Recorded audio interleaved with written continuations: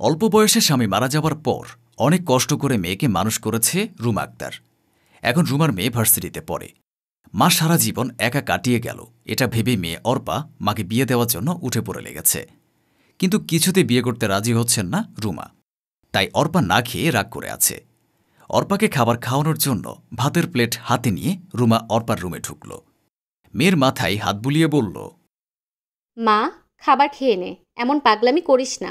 দেখ, আমার জীবন তো চলেই গিয়েছে। এখন আমি আর আমাকে নিয়ে কোনো স্বপ্ন দেখি না। তুই ভালোভাবে পড়াশোনা করে ভালো চাকরি করবি, তোকে ভালো ছেলে দেখে বিয়ে দেব। তুই সুখে থাকবি, তাতেই আমার সুখ। আমার আর কিছু চাই না। তোমাকে নিয়ে তুমি না ভাবলেও আমি ভাবি। আমার যখন বিয়ে হয়ে যাবে তখন তুমি একা থাকবে।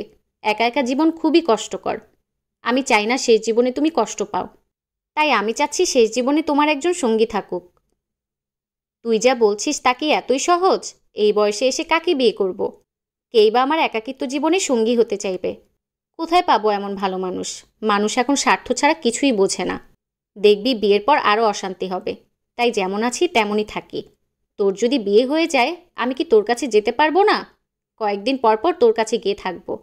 তাই বলে যে বিয়ে করতে হবে এটা কোনো কথা না। ভালো মানুষ আমাদের চোখের সামনে আছে। তুমি বিয়ে করতে রাজি হয়ে যাও।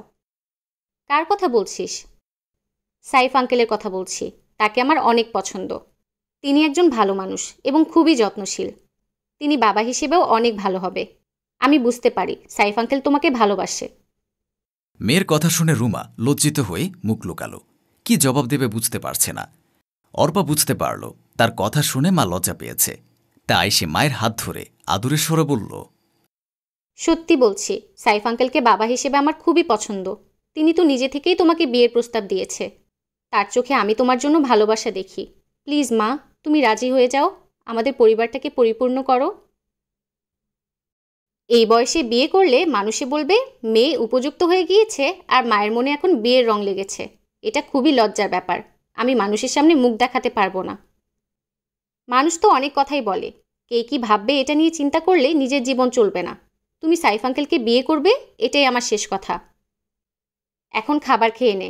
কালকে সাইফকে বাসায় আসতে বলি। তার সঙ্গে কথা বলবো, তারপর সিদ্ধান্ত নেব। মায়ের আংশিক রাজি হওয়াতে অর্পা খুশি হয়ে মাকে জড়িয়ে ধরল। রুমা পরম যত্নে মেয়েকে মুখে তুলে খাবার খাইয়ে দিল। পরের দিন সাইফ এসেছে অর্পাদের বাসায়। অর্পা বাসায় নেই, ভার্সিটিতে আছে। রুমা কিছুটা লাজুক ভঙ্গিতে সাইফের সামনে এসে বসল। সাইফ, তোমাকে বাসায় কেন আসতে বলেছি সেটা তুমি কিছুটা হলেও আন্দাজ করতে পেরেছ। আমি বুঝতে পারছি না অর্পাকে তুমি কি এমন জাদু করলে। অর্পা তোমাকে তার বাবা বানানোর জন্য আমার সঙ্গে যুদ্ধ ঘোষণা করে দিল। রুমার কথায় সাইফ মুচকি হাসি দিয়ে বলল, মেয়ে এখন বড় হয়েছে, সে বাবার অভাব বোধ করে। আমার মাঝে সে তার বাবার ছায়া দেখতে পেয়েছে। তাই হয়তো আমাকে বাবা হিসেবে পেতে মেয়ে তোমার সঙ্গে যুদ্ধ ঘোষণা করেছে। আমি তোমাকে ভালোবাসি এবং অর্পাকে নিজের মেয়ে হিসেবেই মনে করি। সেটা অর্পা ভালো করে বুঝতে পেরেছে। মেয়ে বুঝতে পারলে কি হবে? মেয়ের মা তো এখনো বুঝতে পারেনি। এটাই আফসোস। আমি আমার মেয়ের সুখের জন্য সব কিছু করতে পারি। আমার মেয়ে যদি তোমাকে পেয়ে খুশি থাকে, তাহলে আমি আর অমত করব না। তোমাকে কথা দিতে হবে, আমাকে আর অর্পাকে কখনো কষ্ট দিতে পারবে না। অর্পার বাবা হিসেবে সমস্ত দায়িত্ব পালন করবে। আমি তোমাকে কথা দিচ্ছি, আমি অর্পার বাবা হয়ে চিরদিন থাকব। তার সমস্ত আবদার পূরণ করব। কখনো তোমাকে আর অর্পাকে কষ্ট দেব না। শুধু তুমি আমাকে ভালোবেসে স্বামী হিসেবে মেনে নিও। তোমার কাছে আমার এটাই চাওয়া। ঠিক আছে। অর্পাকে 5 বছর রেখে তার বাবা হার্ট অ্যাটাক করে মারা গিয়েছে। অন্য কোথাও বিয়ে করলে মেয়েকে ভালো রাখতে পারবে না, এটা ভেবেই রুমা আক্তার বিয়ে করেননি। ভেবে নিয়েছেন মেয়েকে নিয়ে সারাটা জীবন কাটিয়ে দেবে। কিন্তু অর্পা ইদানিং তার মাকে বিয়ে দেওয়ার জন্য উঠে পড়ে লেগেছে। মেয়ের জিদের কাছে মাকে পরাস্ত হতেই হল। কলেজ থেকে অর্পা বাসে এসে জানতে পারল তার মা বিয়েতে রাজি হয়েছে। তাই সে খুশি হয়ে তার মাকে জড়িয়ে ধরে বলল, মা, আজকে আমি সবচেয়ে বেশি খুশি। আমি আমার বাবাকে পেতে যাচ্ছি। জানো, আমার ফ্রেন্ডরা যখন তাদের বাবাকে নিয়ে ঘুরতে যায় বা এক্সামের সময় যখন ফ্রেন্ডদেরকে তাদের বাবারা দিয়ে আসে, তাদেরকে দেখে আমার খুব কষ্ট লাগে। আমি আড়ালে আড়ালে হতে কান্না করেছি। তোমাকে বুঝতে দেই নাই। বুঝতে দিলে তুমি হয়তো কষ্ট পাবে। ভাববে তুমি আমাকে এত ভালোবাসা দেওয়া সত্ত্বেও আমি বাবার জন্য কষ্ট পাই। একটা কথা কি জানো, সন্তানের জন্য এই পৃথিবীতে বাবা মা দুজনেরই ভালোবাসা দরকার। কারো ভালোবাসা দিয়ে কারো ভালোবাসা পূরণ করা যায় না। তুমি এত ভালোবাসা দিয়েছো আমাকে। তবুও আমি বাবার অভাববোধ ফিল করেছি। তাই যখন জানতে পারলাম আঙ্কেল তোমাকে বিয়ে করতে চায়, তখন ভেবে নিলাম যেভাবেই হোক সেই মানুষটাকে আমি বাবা হিসেবে পেতে চাই। তাকে দেখে কেন যেন আমার বাবার অভাববোধ আরও বেড়ে গিয়েছে। তাই তো এত কষ্ট করে তোমাকে বুঝিয়ে সুঝিয়ে রাজি করালাম। আমার এই ছোট্ট মেয়েটার মনে এত কষ্ট চাপা ছিল সেটা আমি বুঝতে পারিনি। ঠিক বলেছিস, বাবার ভালোবাসার কোনো কিছুর বিনিময়ে পূরণ হয় না। তোর বাবার মৃত্যুর পরে অনেক ভালো ভালো জায়গা থেকে আমার বিয়ের সম্বন্ধ এসেছে। তোকে সন্তান হিসেবে মেনে নেবে এমন অনেক প্রস্তাব পেয়েছি, কিন্তু আমি রাজি হইনি। আমার মনে ভয় ছিল, আমি ভালো চাকরি করি, আমার নিজস্ব বাসা আছে, হয়তো এটার লোভে তোকে মেনে নিয়ে আমাকে বিয়ে করতে চাচ্ছে। তাই আমি সবার প্রস্তাব ফিরিয়ে দিয়েছি। কিন্তু এতদিন পরে এসে যখন জানতে পারলাম আমার মেয়েটা বাবার জন্য এতটা কষ্ট পায়, সে একজনকে বাবা হিসেবে মনে মনে আশা করে, তাই আর রাজি না হয়ে থাকতে পারলাম না। এখন দেখা যাক সাইফ তোর বাবার জায়গা কতটা পূরণ করতে পারে। আমার বিশ্বাস সাইফ আঙ্কেল আমার বাবা হতে পারবে। তার চোখে মুখে আমার জন্য বাবা স্নেহ ভালোবাসা দেখতে পাই। তার কোনো সন্তান নেই, সে আমাকেও নিজের সন্তান হিসেবেই মনে মনে আশা করেছে, তাই তো তোমাকে বিয়ে করতে চেয়েছে। রুমা সাইফকে বিয়ে করার পর বুঝতে পারল সে কোনো ভুল করেনি, একদম সঠিক মানুষকে বিয়ে করেছে। সাইফ অর্পার প্রতি খুবই যত্নশীল। রুমা ভাবতে পারেনি সাইফ অর্পাকে এত ভালোবাসবে। অর্পা সাইফকে বাবা হিসেবে পেয়ে মনে হয় আকাশের চাঁদ পেয়েছে। খাবার টেবিলে বসে সাইফ অর্পাকে ডেকে বলল, অর্পা, তাড়াতাড়ি এসে খাবার খেয়ে নাও, কলেজে টাইম হয়ে গেছে। বাবার ডাক শুনে অর্পা তাড়াতাড়ি এসে খাবার টেবিলে বসল। সাইফ খাবার নিয়ে অর্পার মুখে তুলে দিচ্ছে। এটা দেখে রুমার চোখে পানি চলে এলো। অর্পা মায়ের চোখে পানি দেখে বলল, তোমাকে বলেছিলাম না আমার বাবা খুব ভালো মানুষ, এখন তো বিশ্বাস হলো? তুমি তো আমার বাবার আদর থেকে বঞ্চিত করতে চাইছিলে। আমি যদি এত জোর জবরদস্তি না করতাম তাহলে এই আদরটা কোথায় পেতাম? হ্যাঁ, আমি তো সেটাই ভাবছি।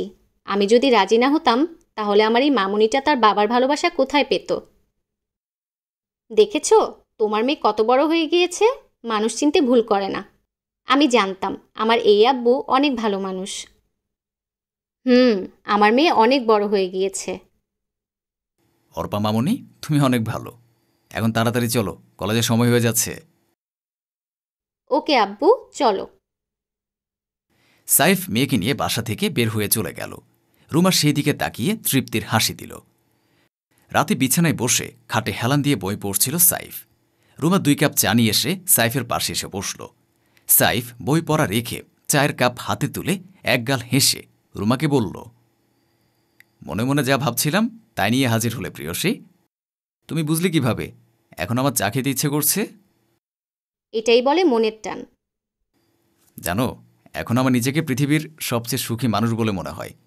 সংসার জীবন যে এতটা সুন্দর হতে পারে সেটা তোমাদেরকে না দেখতে পেলে বুঝতাম না। এখন আমি একজন ভালো জীবনসঙ্গী পেয়েছি, বাবা হতে পেরেছি, এইবার মরেও শান্তি। একদম আজে বাজে কথা বলবে না। তোমার কিছু হয়ে গেলে আমাদের কি হবে?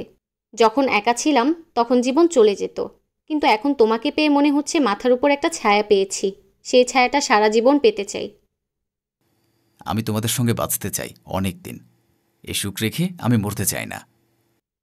জানো, আজকে না পাশের বাসার ভাবি এসে বলতেছে মেয়ে বড় হয়েছে, সাবধানে রাখবেন। যাকে বিয়ে করেছেন সে যতই বলুক আপনার মেয়েকে সে নিজের মেয়ে মনে করে, মনে মনে কিন্তু অন্য কিছুও ভাবতে পারে। বলা তো যায় না কখন কি হয়ে যায়। তুমি কি বললে? তার কথা শুনে আমার মেজাজ খারাপ হয়ে যায়। অনেকগুলো কথা শুনিয়ে দিলাম, তারপর আর কিছু বলতে পারেনি। এমন মানুষদের জন্যই সংসারে অশান্তি শুরু হয়। এরা কারো ভালো সহ্য করতে পারে না। যখন দেখছি আমরা সুখে আছি তখনই আগুন ধরাতে চলে এসেছে। গুটি কয়েক মানুষের নোংরা চরিত্রের জন্য সম্পর্ক নামক পবিত্র বন্ধনে মানুষ সন্দেহ করে। বাবা তো বাবাই, সে জন্মদাতা বাবা হোক বা লালন পালন করা বাবা হোক। আমি কখনো সন্তানের বাবা হতে পারিনি। সন্তানের মুখ থেকে বাবা ডাক শুনতে কেমন লাগে সেটার কি অনুভূতি সেটা কখনো বুঝিনি। অর্পার মুখ থেকে যখন বাবা ডাক শুনি তখন হৃদয়টা শীতল হয়ে যায়। মনে হয় এই জগতে আমার সবচেয়ে আপন আমার মেয়ে অর্পা। আমি জানি অর্পাকে তুমি কতটা ভালোবাসো, কতটা আপন ভাবো। অন্যের কথায় কিছু যায় আসে না। সমাজে কিছু মানুষ আছে তারা পবিত্র সম্পর্ককে অপবিত্র করা ধান্দায় থাকে। আমি এমন মানুষদেরকে প্রশ্রয় দেই না। পরিশেষে সাইফ তার স্ত্রী সন্তানকে নিয়ে খুব সুখে আছে। সে তার বাবার দায়িত্ব এবং স্ত্রীর কর্তব্য ভালোভাবে পালন করছে। সবাই বিশ্বাসের অমর্যাদা করে না, কেউ কেউ জীবন দিয়ে হলেও বিশ্বাসের মর্যাদা রাখে।